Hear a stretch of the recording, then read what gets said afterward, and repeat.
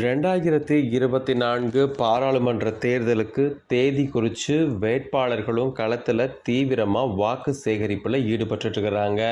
தமிழ்நாடு 39 தொகுதிகள், புதுவை 1 தொகுதி உட்பட 40 தொகுதிகளுக்கான தேர்தல் ஒரே கட்டமாக ஏப்ரல் 19ஆம் தேதி நடைபெறப் போகுது.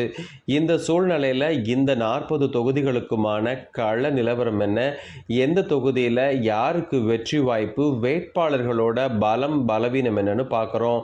இந்த வீடியோவில் கடலூர் நாடாளுமன்ற தொகுதியில் போட்டியிடக்கூடிய வேட்பாளர்கள் யார் யார், அவர்களுடைய பலம் என்ன, பலவீனம் என்ன, யாருக்கு வெற்றி வாய்ப்புங்கிறத பார்க்க போகிறோம். தமிழ்நாட்டில் இருக்கக்கூடிய 39 தொகுதிகளில் 26வது தொகுதியான கடலூர் தொகுதியில் திட்டக்குடி தனி தொகுதி, விருத்தாச்சலம், நெய்வேலி, பன்ருட்டி, கடலூர் மற்றும் குறிஞ்சிப்பாடின்னு 6 சட்டமன்ற தொகுதிகள் அடங்கியிருக்கு. கடலூர் தொகுதியை பொறுத்த மட்டும் 2009ஆம் ஆண்டு தொகுதி மறுசீரமைப்புக்கு முன்பாக உளுந்தூர்பேட்டை தனி தொகுதி, நெல்லிக்குப்பம், ரிஷிவந்தியம், சங்கராபுரம்னு சட்டமன்ற தொகுதிகள் இடம்பெற்றிருந்தது.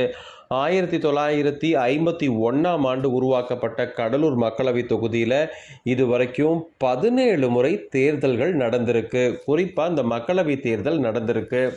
இந்த தொகுதியில் முதல் எம்பிங்கிற பேரை பெருமைக்குரியவர் தமிழ்நாடு உழைப்பாளர் கட்சியைச் சேர்ந்த கோவிந்தசாமி கச்சிரையர்.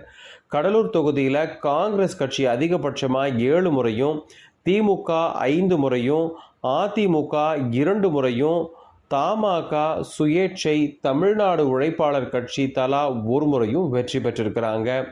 காங்கிரஸ் கட்சி 1971 தொடங்கி 1991 வரை தொடர்ந்து 6 முறை வெற்றி பெற்ற தொகுதி. நாட்டினுடைய 2வது குடியரசுத் தலைவரான doctor Radhakrishnan, G Poovaragan, VRS Venkatesan, Congress தமிழக முன்னாள் தலைவர் KS அழகிரி போன்றோர் இந்த தொகுதியில் குறிப்பிடத்தக்க எம்பிக்கள்னு சொல்லலாம். 2019 பொது தேர்தலில் திமுக சார்பாக போட்டியிட்ட ரமேஷ் 50.27% வாக்குகளோட மொத்தம் 5,22,160 வாக்குகள் பெற்று வெற்றி பெற்றார். இவரை எதிர்த்த அதிமுக கூட்டணி வேட்பாளரான பாமகவினுடைய கோவிந்தசாமி 3,78,177 வாக்குகள் பெற்றார். தனியாக களமிறங்கிய அமமுகவினுடைய காசி தங்கவேல் 44,892 வாக்குகளை பெற்றிருக்கிறார். நாம் தமிழர் கட்சி சார்பாக போட்டியிட்ட வேட்பாளர் 34,692 வாக்குகளையும், மக்கள் நீதி மைய வேட்பாளர் 23,713 வாக்குகளையும் பெற்றிருந்தாங்க. கடலூர் தொகுதியை பற்றி சொல்லணும் அப்படின்னா, ஆங்கிலேயர் காலத்திலேயே வணிகத்தில் சிறந்து விளங்கிய கடலூர் முக்கிய இடம் பிடிச்சிருந்தது. ஆனால் தற்போதைக்கு கடலூர் தொகுதி ஒரு பின்தங்கிய பகுதியாகவே பார்க்கப்படுகிறது. விவசாயம், மீன்பிடித்தலும் முக்கிய தொழிலாக இருக்குது. இது மட்டும் இல்லாமல் துறைமுகம் சார்ந்த தொழில்கள், NLC நிறுவனம், இது போன்ற வேலை வாய்ப்புகளை தான் அந்த தொகுதி மக்களுக்கு தராங்க. ரசாயனம், மருந்தியல், எனர்ஜி நிறுவனங்கள்லாம் செயல்பாட்டில் இருக்குது.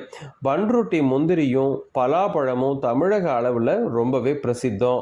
முந்திரி ஏற்றுமதி மையம் மற்றும் பலாப்பழம் பதப்படுத்தும் குளிர்பதன கிடங்கு அமைத்து தர வேண்டும் அப்படிங்கிறது தான் கடலூர் தொகுதி மக்களோட நீண்ட நாள் எதிர்பார்ப்பு. கடலூரை பொறுத்த மட்டும் ஜனவரி 2024 வெளியான இறுதி வாக்காளர் பட்டியலின்படி கடலூர் தொகுதியின் மொத்த வாக்காளர்களின் எண்ணிக்கை 14.1 லட்சமும், இதில் ஆண்கள் 6,88,000 பேரும், பெண்கள் 7,12,000 பேரும் இருக்கிறாங்க. 2024 நாடாளுமன்ற தேர்தலில் கடலூர் தொகுதியில் களமிறங்கக்கூடிய வேட்பாளர்கள்னு பார்த்தா, காங்கிரஸ் கட்சி சார்பாக விஷ்ணு பிரசாத், பாட்டாளி மக்கள் கட்சி சார்பாக டைரக்டர் தங்கர் பச்சான், தேமுதிக சார்பா சிவக்கொழுந்து, நாம் தமிழர் கட்சி சார்பா மணிவாசகம்னு 4 முக்கிய வேட்பாளர்கள் களமிறங்குறாங்க. கடலூர் தொகுதியோட கள நிலவரம் என்னன்னு பார்த்தா, கடலூர் தொகுதியில் இருக்கக்கூடிய 6 சட்டமன்ற தொகுதிகளுமே தற்போது திமுக மற்றும் அதனுடைய கூட்டணி கட்சிகளோட வசம்தான் இருக்கு. கடலூர் தொகுதி கடந்த முறை திமுக போட்டியிட்டு வெற்றி பெற்ற தொகுதியாக இருந்தாலும் தற்போது கூட்டணியில் இருக்கக்கூடிய காங்கிரஸ் கட்சிக்கு அந்த தொகுதியை ஒதுக்கீடு செய்யப்பட்டிருக்கு. காங்கிரஸ் சார்பாக விஷ்ணு பிரசாத் போட்டியிடுறாரு. இவர் தற்போதைய ஆரணி தொகுதியினுடைய எம்பி ஆவார். இவர் பாமக தலைவர் அன்புமணியினுடைய மைத்துனர்னு சொல்லலாம். ஏற்கனவே செய்யாறு தொகுதியோட எம்எல்ஏவாக இருந்திருக்கிறாரு. இந்த பகுதியில் பெரும்பான்மையாக இருக்கக்கூடிய வன்னியர் சமூகத்தை சேர்ந்தவர்.